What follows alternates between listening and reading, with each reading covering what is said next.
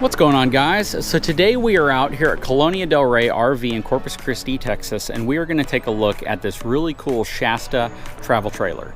This is what I would consider to be on the mid to large size of travel trailers. It's a 26 dB. There's a lot to like about this unit, especially if you have a larger family and you're looking for a little bit more space to travel. So hang tight, I'll be right back.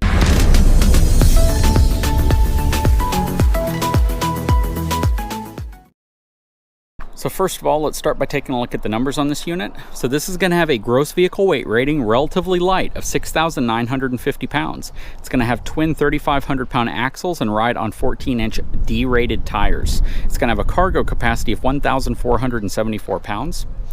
Over here, it has a dry weight of 5,438 pounds and a total length of 31 feet 8 inches long. So this is definitely something that is on the very high end of what some half-ton trucks could tow if you have the right package, the right configuration, the right payload. But I would definitely recommend a 3/4 ton truck for something like this, simply because of the overall length and the weight of this unit.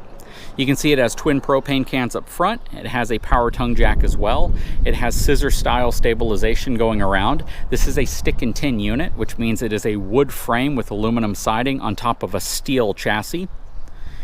Coming around, it's incandescent lighting. That is one area I really wish that they would just do LED lighting. I can't imagine the cost difference between incandescent and LED is really that vast at this point. So it probably makes sense to spend the extra $5 and just equip the whole thing with LED lighting. You have your pass-through storage right here. It's pretty good size. On the other side, you'll have kind of this cleaning station / outside sink, which we'll go over when we get there. You have a solar connection there to keep your house batteries charged up. Cable satellite connection right here.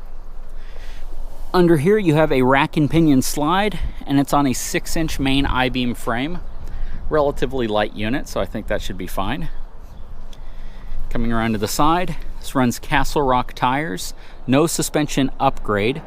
Definitely recommend upgrading your tire within a pretty short period of time after you get this unit. Coming around this way, you can see you have your wastewater sewer connections underneath here. Outside shower plus your city water connection here, and a 30 amp connection right there. Incandescent lighting on the back. It is wired for a backup camera. This does have a flip down cargo rack, which I really like. The fact that they especially extended the frame to provide for that. And you have a bumper to house your sewer hose.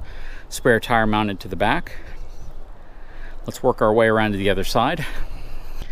So while we're up here in the front, let's take a look at this sanitation station. It's pretty much standard on Shastas, or at least these travel trailers.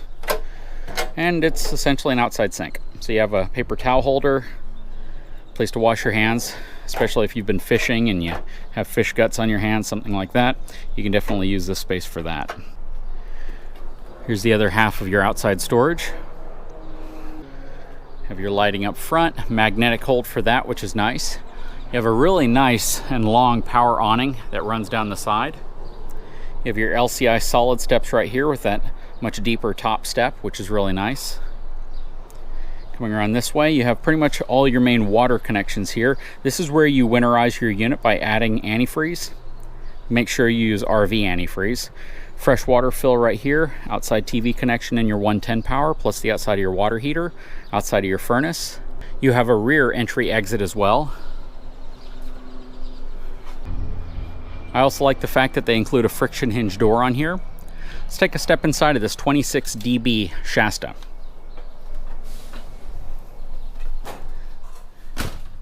Okay, once we're inside, we'll pan around real quick so you can see what it's all about.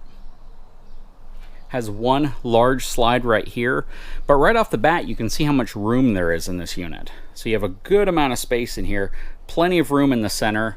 You have two huge bunks that are accessible easily from the front area. The problem here really is that you don't have any way to create privacy. I mean, you could probably put a curtain rod or something here, but really one of those little curtain tracks would have been nice. That way you can close this area off from the main living area and kitchen if you want that privacy.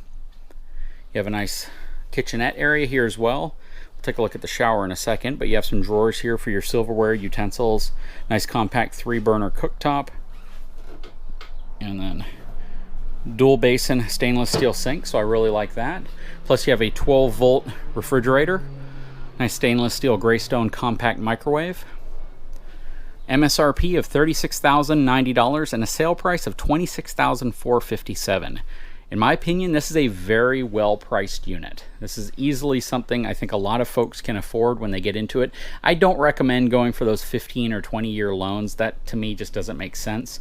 But if you could get something like this over a period of 5 or 6 years, it probably makes sense for a lot of folks. You have your pantry storage right here. And you have your furnace down here. So there is no floor ducting in this unit at all. That's your actual furnace right there. Fuse panel and breakers. And it has a good size rear bathroom. So you have a good size shower stall, has a plastic foot flush toilet, medicine cabinet over here, nice sink with a bit of room around it, some storage underneath, and you have the second entry exit in here as well, which is really nice. Plus you have your skylight and you have your vent fan above. The air conditioning is ducted in this unit. USB outlets right here. I do wish they would have put 110 outlets next to them on both the top and bottom, but these are some huge bunks, so you definitely have a lot of sleeping space up here, even for taller kids. Plenty of headroom in here as well compared to some bunks you see. You can see your air conditioning unit up here. Again, fully ducted throughout the coach. This turns into sleeping accommodation, plus it has storage underneath it as well. This is a jackknife sofa, so it's also sleeping accommodation with storage underneath it. I don't like how the TV backer is right here, mainly because you kind of have to crane your head this way to look at the TV. I almost would have preferred if they moved this section of cabinets right there and put the TV right here, just so you're looking straight at it. Not too bad, especially if you put like a swivel arm right here, just not preferred. Sleeping wise, you could sleep 2, 4, 6, 8, 10. You could probably sleep up to 10 kids in this unit, or at least 8 kids and 2 adults. Comfortably, it'd probably be more like 1, 2, 3, 4, 5, 6. So 8 kids, 2 adults, or 2 adults and 4 kids comfortably. Let's take a look up front at the bedroom area. This has a queen size bed, nice wardrobe storage on each side. You have some nice cabinets here. I do not know if you can opt for a second air conditioning unit in here, but there's a space for it. So if you get a unit that you can opt for two, I'd recommend it generally. I think it helps in many senses, especially keeping it cool inside as well as resale value. You have a place for a TV over here. You have dual sliding doors right here. I don't know if you need 2 of them. You have enough room around the end of the bed to work your way around if you needed to work your way to that side. And if you only had 1, you could repurpose that space for additional storage. So that's just my opinion though. What do you guys think? Anyways, I'd love for you to comment on this video, what you guys think in the comment section below. Is this something you think is affordably priced? Could you see yourself living with something like this?